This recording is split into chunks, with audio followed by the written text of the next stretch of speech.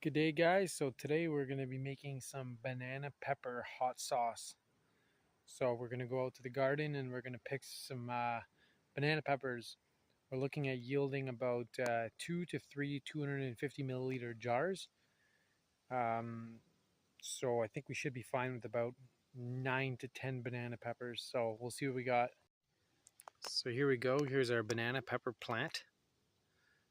Now we have about 9 fully grown banana peppers.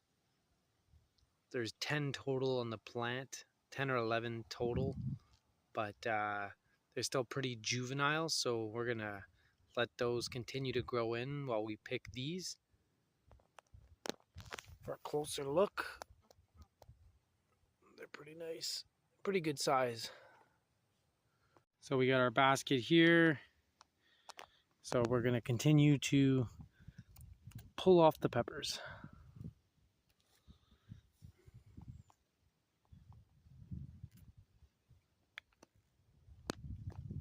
It's a little hard to one hand, so I'll show you guys when the basket's full. So there we go, that's our basket. We have 9 of them in there, so should make for a good yield.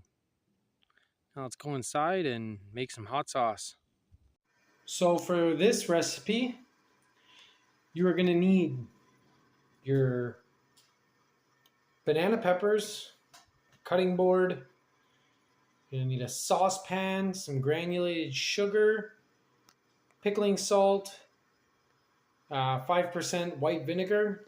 You're going to need garlic, your canning jars, a blender, a cheesecloth, and some gloves because it's going to get a little hot. So first thing we want to do is wash our vegetables. So the next step would be to finely chop the banana peppers and remove the seeds and stems. I believe you can keep some of the seeds to add some more heat, but we're going to remove them all just to be on the safe side. So I'm sure there's many ways to cut the pepper because our goal is to remove the stem and seeds. I'm going to keep those seeds so that I can replant next year. But what I do is I just make a slit right down the pepper, chop off the top, and then just kind of like brush the seeds out with my finger. And as I said, I'm wearing gloves because it can be a little bit hot. So yeah, what I would do is just make a slit right down the pepper and then kind of break it off from the stem. So we'll get the rest of these chopped up and move on to the next step. So we have finally chopped up our banana pepper. Now we're going to mince 2 cloves of garlic. So our garlic and banana pepper are both finely chopped. Now we need to put them in the saucepan along with 1 tablespoon of sugar, a teaspoon of pickling salt, and we want to add 1 cup of vinegar along with half a cup of water. So we're going to do that now.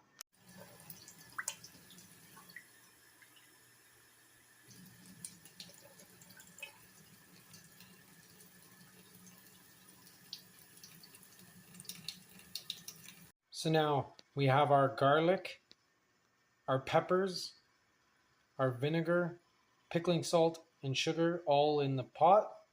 Now we are going to bring it to a boil and then reduce heat and let simmer for about 15 minutes. So this is getting to a gentle boil now. So in about a minute we're going to reduce the heat and let it simmer for about 15 minutes until the peppers are soft. In the meantime, we are getting our canning pot ready, starting to boil that water because it's going to take quite a bit of time. So once we let that simmer, we're going to transfer it into the blender. It's been simmering now for about 15 minutes, so we're going to transfer it into the blender. Now I don't have a funnel, so this is going to be tricky.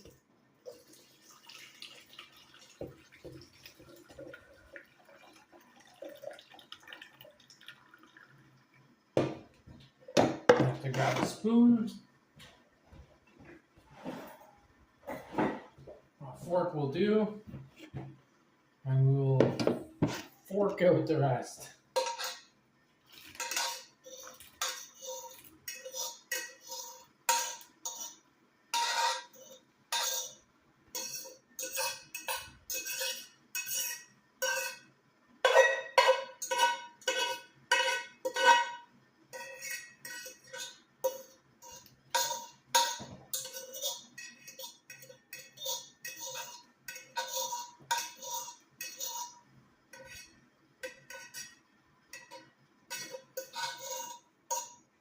Done. So we blended it up and we're slowly putting it into our jars. Because of the blender, it foamed up a lot. So we kind of let those bubbles have to settle before we finish pouring the rest. But it should thicken up. And we would have gotten 2 pints. 2 pints of banana pepper hot sauce. I'll show you guys the final product after we put it in the water bath, put the lids on, and the labels. So we will be placing our jars in the water. Now we're going to have to let it also return to a higher boil, because that won't seal if it's that many bubbles. It needs to really be boiling. So now we've put them in the canning pot. We're gonna let them process for about 10 minutes, then remove them after we let them cool for 5 minutes. And we will know they're sealed when we hear the pop. You guys are probably wondering what that thing is inside the pot. That's a canning rack. It's a Bernardin canning rack that I got with a Bernardin canning kit from my wife. So yeah, we're gonna let that process for 10 minutes and come back to it. Turn off the heat, let it cool for 5 minutes, then remove them. So these are both, oh, there you go. You just heard the pop. It just sealed. So these are done. Now, just because there's a difference in the buoyancy from when there was the bubbles and the solids, it's going to appear like this at first after it's done boiling. But yeah, give it some time and it should settle. If not, I'll open them up, remove this from the jar, and just put the 2 bottoms together. But yeah, that's what it looks like. Now time to label them up. Now they're all labeled up. So they're good on the shelf for about 6 to 12 months.